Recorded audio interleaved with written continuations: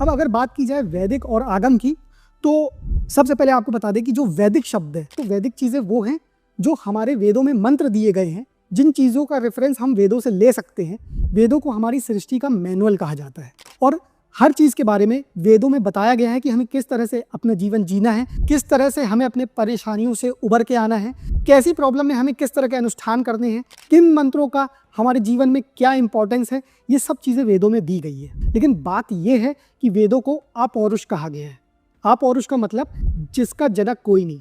वेदों को किसी ने नहीं बनाया, किसी ने नहीं लिखा, किसी को नहीं पता कि वेदों के रचयिता कौन है। क्यों? क्योंकि हमारे ऋषि मुनियों ने जब ध्यान लगाया ईश्वर का, तब ब्रह्मांड में उन्होंने कुछ मंत्र पाए और उन मंत्रों को सुनकर उसे डिकोड करके उन्होंने अच्छे से उसका अर्थ लिख दिया गया और इन्हें हम वेद कहते हैं। तो ऋषि मुनियों ने अपने ध्यान द्वारा मंत्रों को सुना और लिखा, लेकिन वो इसके जनक नहीं है। लेकिन आगम की बात करें तो आगम उसे कहा जाता है शिव सूत्र या फिर शिव उपदेश। भगवान शिव ने माँ पार्वती को जितने भी सूत्र बताए हैं उन्हें आगम कहते हैं। या फिर आप ये कह लें कि शिव मुखो शास्त्र, यानी जो शास्त्र का निर्माण भगवान शिव के द्वारा हुआ है और उन्होंने माँ पार्वती को ज्ञान दिया है, उन्हें आगम कहा जाता है। तो आपको बता दें कि तंत्रा जो है ये आगम है, ये वैदिक नहीं है, क्योंकि भगवान शिव ने ही तंत्र ज्ञान माँ पार्वती को दिया है।